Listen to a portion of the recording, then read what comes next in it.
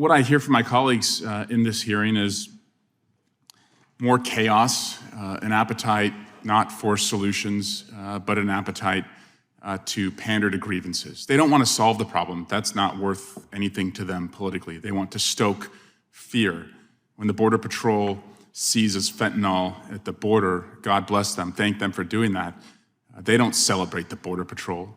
They try and use that to own the libs and clap back at Joe Biden. Where I come from, when cops do their job and catch the bad guys and take drugs off the street, we thank them. We don't use them as political tools because we don't have any ideas or solutions when it comes to immigration.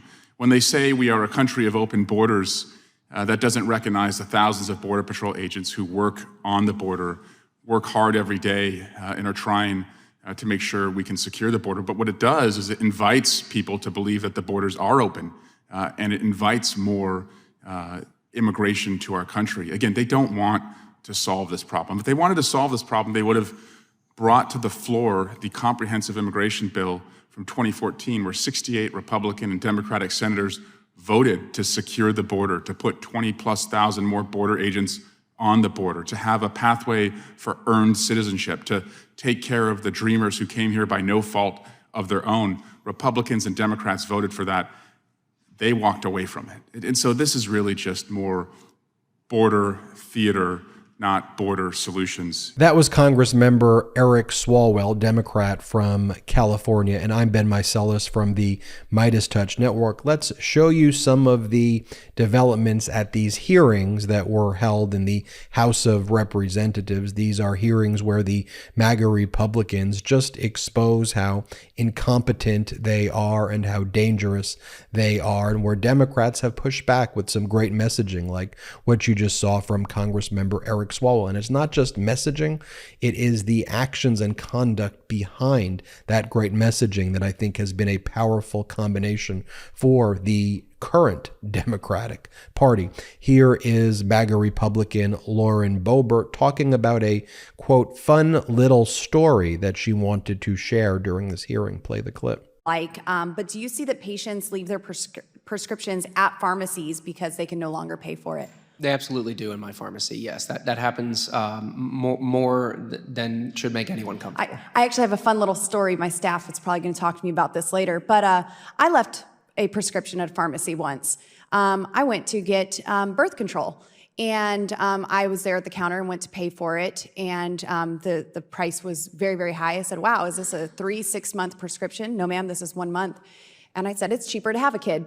And I left it there, and now I have my third son, Caden Boebert, and so I'm actually, it turned out to be a really great thing. But I personally experienced that when times were tough. But thank you so much for your indulgence there, and talk to the team about that comment later.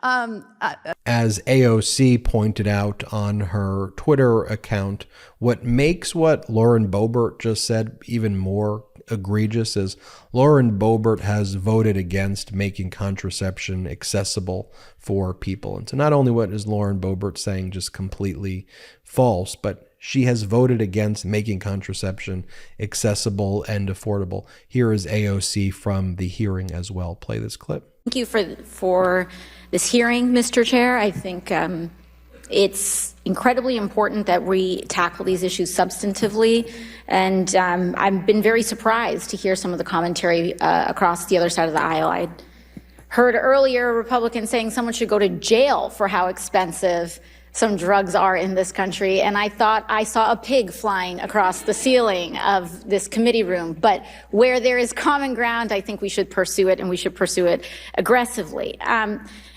Here is Congressmember Dan Goldman explaining what the Durham report is actually all about, just giving the facts here, not the MAGA Republican lies, but facts. Play this clip of Democratic Congressmember from New York, Dan Goldman. First, let's talk about the Durham report. I'll make it real short for you, Ms. Murphy. The Durham report seemed to fail to consider the fact that the original tip that set off the Crossfire Hurricane investigation was that Russia would be disseminating hacked emails about related that would help Donald Trump. And lo and behold, at the end of July, that's exactly what happened. So the Durham report focused solely on what was internally within the intelligence files of the FBI and did not mention the obvious corroboration that the tip turned out to be true. Second, the Durham report said that an investigation was justified to be opened. It should have just been a preliminary investigation as opposed to a full investigation. Third, the Durham report talks all about the Steele dossier, which had nothing to do with the origination of the Russia investigation and had nothing to do with the Mueller investigation. It was not relied on. That investigation, of course, led to, I believe, 6 individuals connected to the Trump campaign who were convicted, whereas the Durham report, the Durham investigation, had 1 guilty plea by someone who was referred from the Office of Inspector General and 2 acquittals on pretty pathetic charges. So let's get our facts straight about the Durham report. Second, I want to address what my colleague from Arizona was saying about the FBI whistleblowers. I was actually in that hearing last week. He was not. And what I can tell you about those individuals is, separate and apart from whether they are whistleblowers or not, they were deemed by the FBI to be national security risks. Here is MAGA Republican Congress member Marjorie Taylor Greene talking about Donald Trump this, Donald Trump that. Here, play this clip. Garland has used the FBI as a personal police force for his boss, Joe Biden. The Department of Justice's persecution of Joe Biden's primary political adversary, Donald J. Trump, is anti-democratic. Raiding the former president's home for legally declassifying documents is a transparent violation of justice. Persecuting a declared candidate for president of the United States is nothing short of election interference. But not only that, from investigating parents who protest their local school boards to going after pro-life activists and Catholics, Merrick Garland must be impeached.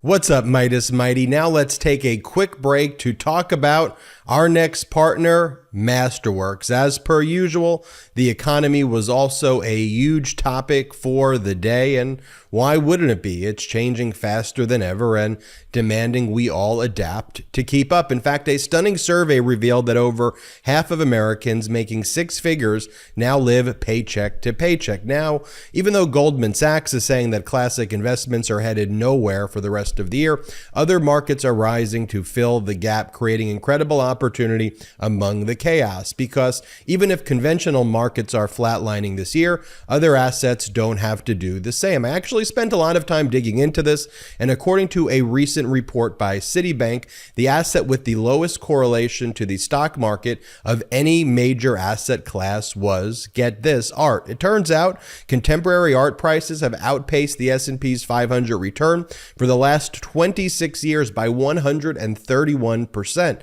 Now, this market used to be hard to get into, but Masterworks is the platform that lets you invest in multi-million-dollar paintings without breaking the bank. Masterworks has built an impressive track record of 11 exits, and all of them profitable. These numbers speak for themselves. Now, with those kinds of results, Masterworks offerings have actually sold out in minutes before, so there is a wait list. But I reached out to them to give you all VIP access to their latest offerings. To skip the wait list, head over to masterworks.art/MeidasTouch or just click the link in the description of this episode below. Again, that's masterworks.art, masterworks.art/MeidasTouch, masterworks.art/MeidasTouch, and another link is below in the description.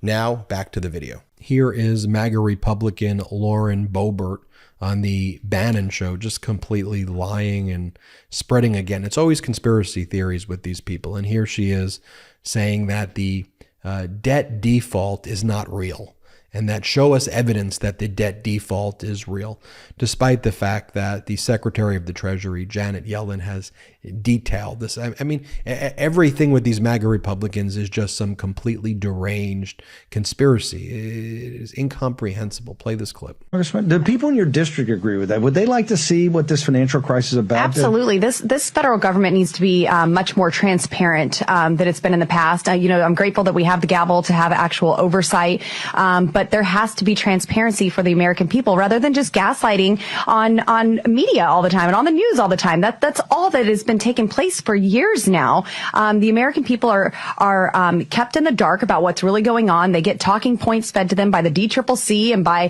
Chuck Schumer and Nancy Pelosi and Hakeem Jeffries, and then the media help push that, and they're being completely gaslit. So let's produce the documents and show us real information. And if you can't, well, maybe you just made the whole thing up and we're not going to default on June 1st. Compare that to Democratic Congress member Cicilline. Play this clip.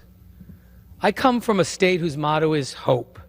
And as I leave Congress, I want to leave with this parting word, hope. Hope for our democracy and for this institution. For centuries, the United States has been the hope of the world. We are the nation where freedom, equality, opportunity for all, and unity have made us a beacon of hope in some of the darkest times in human history. For generations, men and women have fought to preserve our way of life, and many have given their blood, sweat, and even their lives for it. Yet today, there are forces working to undermine our democratic institutions and our shared values.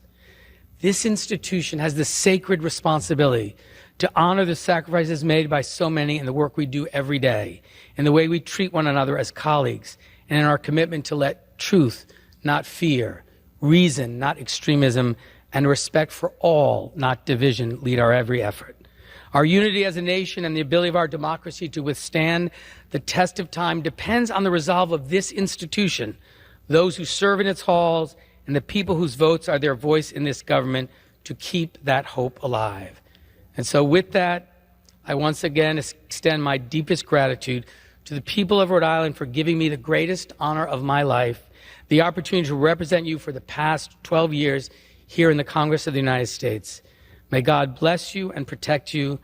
May the spirit of hope forever endure in this institution and the people who serve it. And may God bless the United States of America. And thank you, Mr. Speaker, for the final time in this chamber. I yield to the gentleman from Rhode Island, Mr. Magaziner.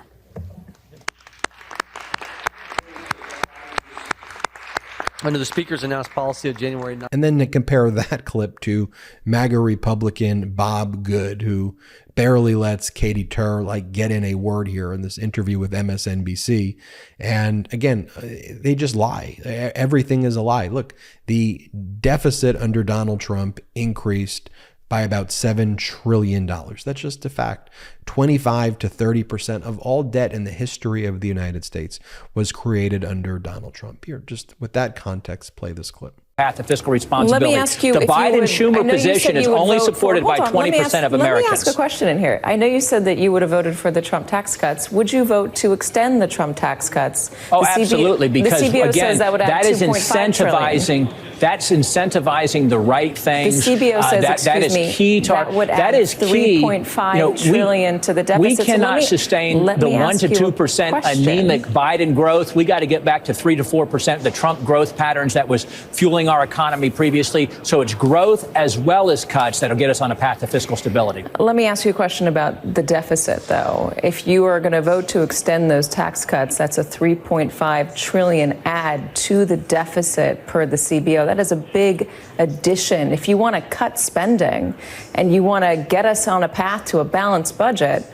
I mean, it seems like that would be in conflict with your goal. That's historically just inaccurate. Every time we cut taxes, we generate more growth, we generate more revenue. The Democrats predicted back in 2017 that when we had those tax cuts, we would have a reduction in revenue and therefore increase the deficit. And the Democrats lie and say that the deficit and the national debt has grown because of the tax cuts. That's simply not true. When revenue as a bottom line number, when you grow the pie, you only have to take a smaller percentage of it to fund your government. president. We've grown the pie, and that's why we've got record revenue coming in. We've never been $5 trillion a year in revenue until the last couple of years, and that is in large part because of the Trump economic policies, including the tax cuts. It's not the Democrats. It's the CBO that says this. I'm not naming any Democrats. I'm giving you the CBO, the Congressional Budget Office.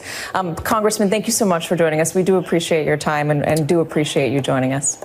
Great to be with you. Thank you. You know, and President Biden has reduced the deficit by almost $2 trillion. That's just a fact. And when Democratic presidents come into office, they reduce the deficit. And then when the Republicans come into the presidency, it's just the pattern. Like this is supported by data. They then have all of these tax cuts for the billionaires. They focus on how do we give billionaires more private jets and more yachts, and how do we screw over working Americans? That's what the Republicans and before them, the Republicans try to do. They talk about trickle-down economics, and they come up with their own theories, which are total BS, where they say, if you just give the billionaires everything, they'll trickle stuff down to you. Total and utter BS right there. And then when you try to have a conversation with them, they just lie. They lie shamelessly.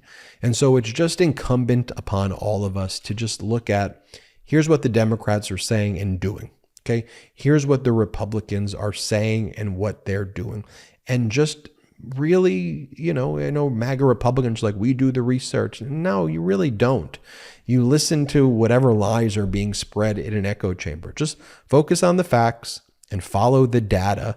And what you will likely discover is that these MAGA Republican leaders are picking your pockets.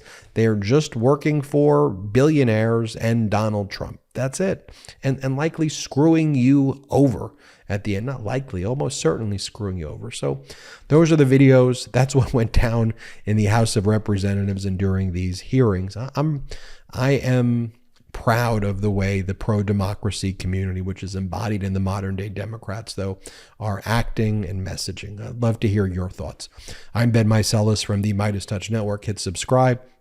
We are on our way to 1.5 million subscribers thanks to your awesome support. Check us out at patreon.com/MeidasTouch, and wherever you get audio podcasts, subscribe to the MeidasTouch podcast.